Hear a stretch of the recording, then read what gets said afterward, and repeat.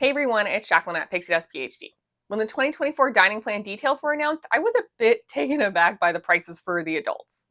In a recently posted video on the channel, we went over all of your need to know details just about that information, what the prices are, what the credits entitle you to, all that kind of stuff.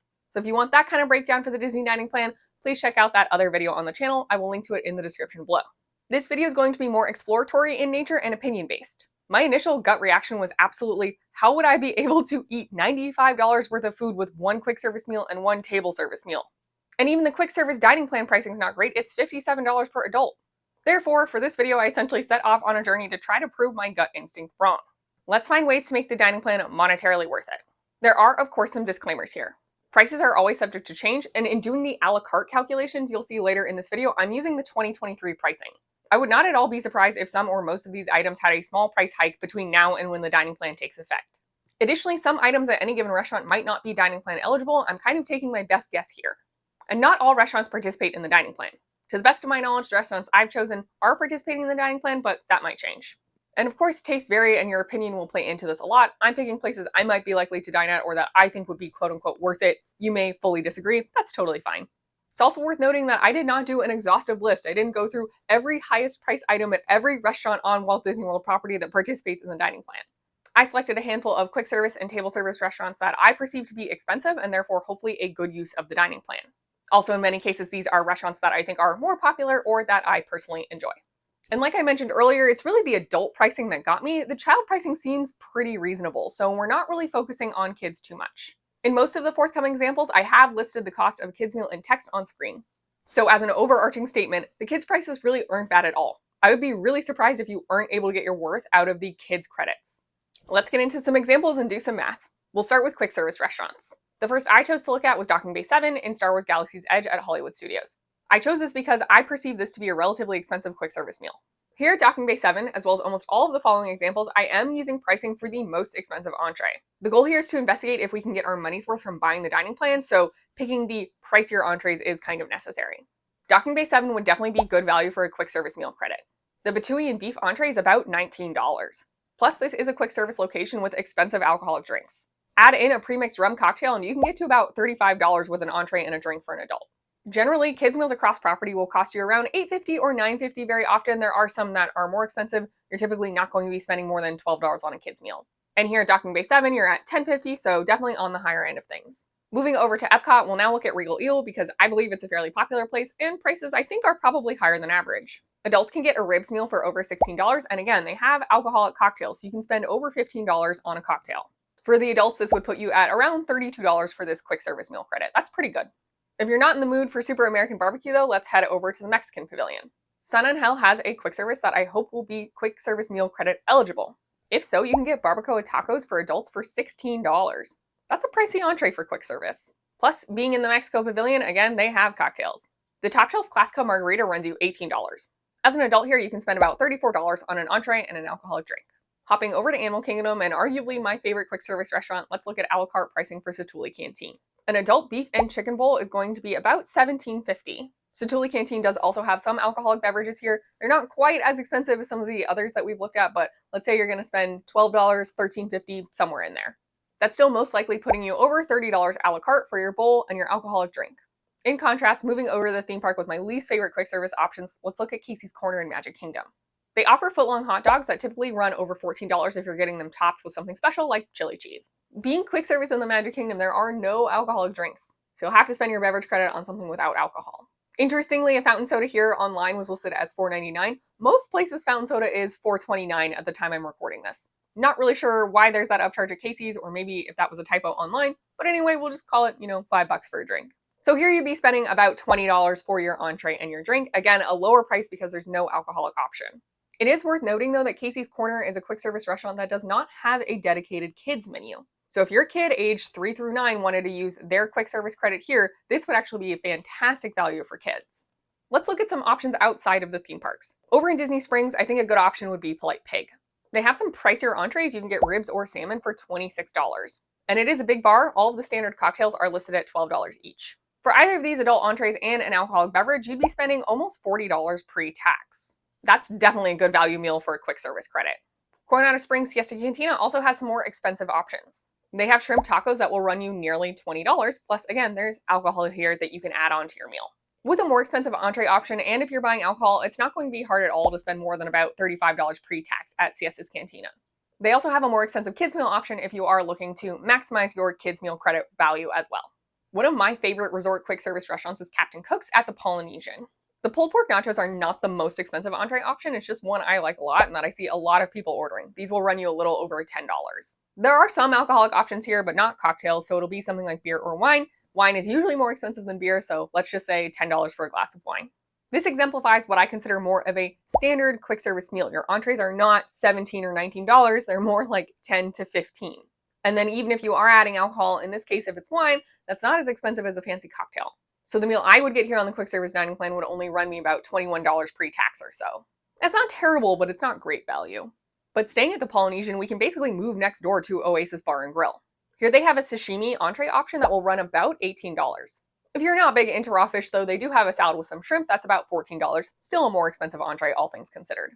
But really the key here to maximize your money on the dining plan is that they have a lot of cocktails that cost $16.50. That's considerably more than a $10 glass of wine.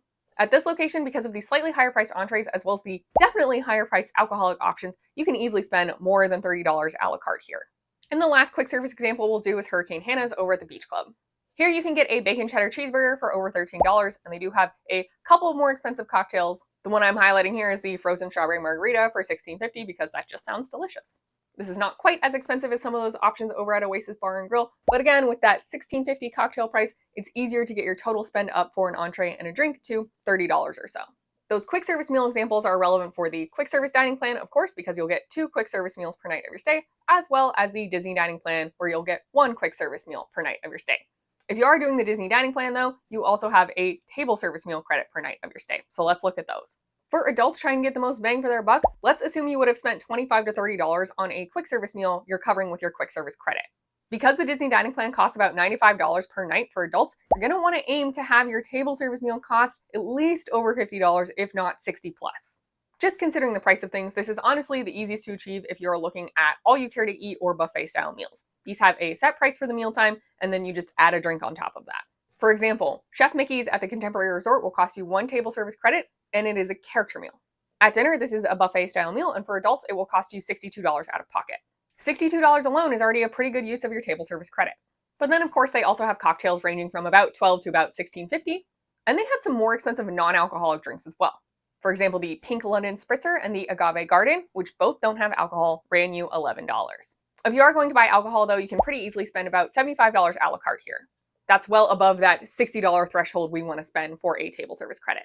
And if you're going to buy the Disney dining plan and have children in your party aged 3 to 9, it's basically a no-brainer that the a la carte cost of the table service meal will cover the cost of the kids' dining plan. For example, at Chef Mickey's, if you brought your kid with you to this dinner buffet, they would be costing $39 out of pocket. The Disney dining plan for kids only costs about $27 per night, so they are easily covered monetarily with table service meals. Let's go around the monorail loop over to the Polynesian and get dinner at Ohana. This is an all-you-care-to-eat experience that would cost $59 for adults out of pocket. And they have cocktails you can add on in the standard price range, as well as coffee that's kind of expensive if you don't want to drink alcohol. Similar to Chef Mickey's, it would be pretty easy to spend $75 out of pocket here, making this a good use of your table service credit. I personally wanted to look at the value of going to Toledo on the dining plan. My partner and I went to Toledo on our last trip, paid out of pocket, we really enjoyed it, definitely felt it was worth it. To me, Toledo feels like fine or signature dining level, but it's not categorized that way, so it will only cost you 1 table service credit. And yeah, they definitely have some expensive entrees. You can get fish or a steak for $35 plus. At dinner, your table service meal credit would also entitle you to a dessert. These range from about $8 to $12. Their signature Toledo tapas bar is $12, the more expensive option, and I would highly suggest that. So with your entree and dessert, you're getting close to that $50 range. And then if you add in a cocktail, you can definitely break $60 here. Personally, just for the quality of food, service, and the beautiful atmosphere, I would highly suggest you go to Toledo, dining plan or not. Another one of my favorite locations and a very easy price to calculate is Tusker House in the Animal Kingdom. This again is an all-you-care-to-eat meal, so has a flat price. For lunch and dinner, it is $59 for adults. And then if you add in a cocktail, the total cost of your experience plus the cocktail would be around $70 or so. Plus, it's a really fun character meal, so I think this is a great use of a credit. One of the newer restaurants on Disney property located in Toy Story Land at Hollywood Studios is Roundup Rodeo Barbecue. This also is a family-style meal with a set price. For lunch and dinner for adults, it's $45. They too have a variety of fun cocktails you can choose from, so if you are going to get alcohol with this meal, you could pretty easily spend $60 or so a la carte. Crystal Palace in the Magic Kingdom is a very similar story for lunch or dinner. It's effectively priced the same, $45 for adults for a buffet experience. There's an option to use your beverage to get a cocktail ranging from about $12 to $18. This has the bonus though of being a character meal with Winnie the Pooh and friends. Again, your total here with alcohol would be around $60. If you're not really into characters though, Beer Garden at Epcot is usually a good time and maybe a good option for you. This is another buffet style meal. At lunch and dinner, it's $49 per adult. Then they have loads of beer and wine options ranging from about $11 to $17 or so. Again, with alcohol, you'd probably be spending about $60 a la carte here. All of those table service restaurant examples were places that only required one table service meal credit. There are, though, a handful of places that do cost 2 table service credits. Let's take a brief look at those. Again, this list is not exhaustive. I won't be going through this line by line, but basically on the very left is a location that requires 2 table service credits. The next column is the order. So either a prefix set price, whether that's a course meal, a buffet, all you care to eat, anything like that, and then a drink, or if it's not a prefix set menu, an entree, a dessert, and a drink. The third column looks at the approximate price of that a la carte meal. For the most part, all of these examples hovered around $90 or so. But remember, that's $90 and you're spending 2 table service meal credits. Therefore, the value you're getting out per credit is only about $45 or so. And for restaurants where this wasn't a prefix set experience, notice that in every case we're ordering the filet mignon, the most expensive entree. There's really not a way to amp up these prices anymore. Noting that the cost for adults of the Disney dining plan in 2024 is about $95, $45 for your table service meal credit leaves you with $50 left to spend per night. That's for 1 quick service meal, 1 snack, and then however you deem the value of your resort refillable mug. Personally, I think it's going to be pretty hard to get to $50 there. So while this was not an exhaustive list, overall I would say that 2 table service credit meals generally are not going to be monetarily worth it. It is going to be very, very difficult for you when spending 2 credits in one meal to get to at least $55 per credit, if not 60 or 70. Which, as we've now explored and seen, you can get that value out of a single table service credit at a bunch of different options on property. Those were some a la carte pricing examples for quick service meals and table service meals. You are, though, also entitled to your resort refillable mug and snack credits. Let's talk about those real fast. A soda on property is generally a little bit over $4. If you had 1 soda per day at your resort, you could mentally reduce the price of the dining plan by about $5 or so.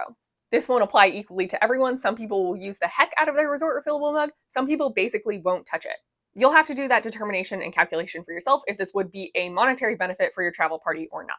Snack credits are interesting because you definitely can find snacks that cost more than $7 or $8. There are, however, a lot of snacks that only cost $4 or $5. Generally speaking, my rule of thumb is that any snack that costs over $6 or so is probably a good value. But if you really wanted to make your snack credits worth it with a little bit of work, you definitely can. Here's some examples of dining plan snack credit eligible items from the 2023 Festival of the Arts. Now, it's not guaranteed that these items will come back or they'll cost the same. I'm effectively just trying to show you an illustrative example of using your snack credits at festival booths on higher cost items to really push the value of those credits. A lot of the meat items are going to be $7 or more, and then booths operated by a third party, so not Disney, tend to cost more. The Italy Pavilion is notorious for this. Their festival booth pricing can be outrageous, but if it is dining plan snack credit eligible, that's a good use of a snack credit. Therefore, depending on how hard you want to plan in advance how you're going to use your snack credits, you can reduce the pricing anywhere from $6 to $10 per night. To be on the safe side though, these are prices reduced by about $6 per night for a snack. And again, if you want to incorporate an additional $5 or however many dollars from your resort refillable mug, that will also bring your nightly price down. Here I'm combining my perceived worth of the mug and the snack credit to be $10. Then reducing the nightly prices by $10, accounting for my perceived value of the resort refillable mug and snack, now leaves me with a price that I would have to spend either on those 2 quick service meals or 1 quick service meal and 1 table service meal. For the quick service dining plan, I'm left with $47 per night, meaning I need to spend about $24 or so on each quick service meal. Here's a table of the examples we went over earlier. My quick service spend ranges from about $25 to almost $40. Granted, most of these do include an alcoholic drink. But with many of these being over that $24 to $25 threshold, if you planned out your quick service meal locations in advance, you could definitely make this work. If you're on the Disney dining plan though, that's 1 quick service meal and 1 table service meal. So let's take those same quick service meals and then add in $10 for the perceived value of the mug and the snack. Now we know what we would need to spend at our table service meals in order to break even for the dining plan pricing. Let's add in various table service locations and prices then. These are all the examples we looked at before, plus a couple extras sprinkled in. Now, for the number listed in the column on the very right, table service spend, you want to see that number be greater than the break-even spend table service meal column. You do have to be a bit picky and choosy about which quick service and table service locations you're going to, but ultimately we are able to make this work. And I've also tried to pair a quick service location with a table service location that's somewhat convenient to that place. So I'm not having you guys run all over the resort to make this happen. When you're at Hollywood Studios, you can have your quick service meal at Docking Bay 7 and your table service meal at Roundup Rodeo Barbecue. So long as you're getting a more expensive entree at Docking Bay 7 and alcohol with both of these meals, you can definitely still monetarily make this worth it. As another brief example, if you were having a resort day, you could do a quick service meal at Captain Cook's and then go over to Ohana for dinner later. It's a bit trickier when you're incorporating a quick service location where the spend is on the lower end of things. We only estimated spending about $21 at Captain Cook's, and that was still even with alcohol. In those cases, you simply want to make sure you're accounting for the lower priced quick service meal by going to a higher priced table service meal, like Ohana. But again, almost all these examples have you purchasing an alcoholic drink with both meals. Some people definitely aren't interested in drinking that much. And the adult pricing applies to everyone aged 10 and up, so there's also a good chunk of people who are not even allowed to drink alcohol yet. Totaling up the cost of these paired quick service and table service meals, again, a vast majority of the time getting alcohol at both meals, you definitely can hit that $95 threshold. Then you would have the value of the resort refillable mug in your snack credits on top of that. You may not be raking in the savings here. It's not like by paying for the dining plan, you get to save 30% on the cost of your food, but you can at least make it worth it and have some amount of savings. But the story is very different if you aren't going to be purchasing alcohol. For the most part in these calculations, I was trying to incorporate alcoholic drinks that cost $15 or more. Conservatively, let's say 2 alcoholic drinks across 2 of your meals will cost $25. And honestly, that's likely an underestimate. Then if you're looking at your approximate total of those 2 meals without alcohol, it's not looking as good. You still do have the value of your snack credit and resort refillable mug, but it is going to be much harder for you to get to that $95 price point for adults. Overall, your best bets for quick service locations are ones that are more expensive. Docking Bay 7 and Satu'li Canteen are great examples. If you're at a resort location, check out the pool bar menu over the standard quick service menu. Sometimes pool bars have more expensive entrees, and almost always they have more expensive drinks. And like we've been talking about, if you really want to get your money's worth, you're going to want to buy alcohol with all of these meals. In general, you'll want to aim to have your quick service meals cost about $25 or $30.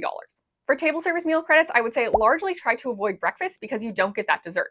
The exception here are table service breakfasts that only cost 1 credit that also have characters or happen to be a buffet style meal.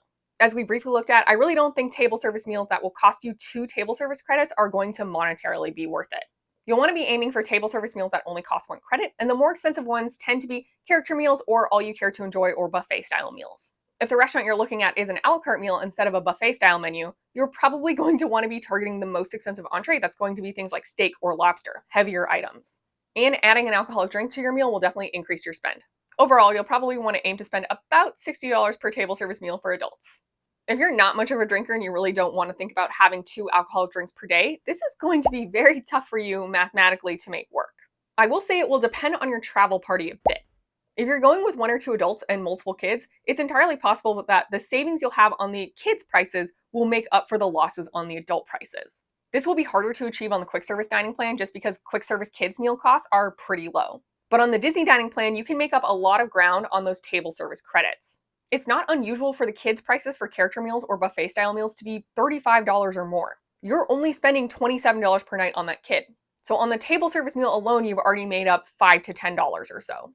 Then you still have their quick service meal and their snack per night of the stay. Therefore, it's entirely possible to regain about $20 per kid, if not more. And if mentally you move that $20 to $30 of savings on the kids' price over to the adult price of the plan, you definitely could wash even. You might even be able to save a little bit of money still.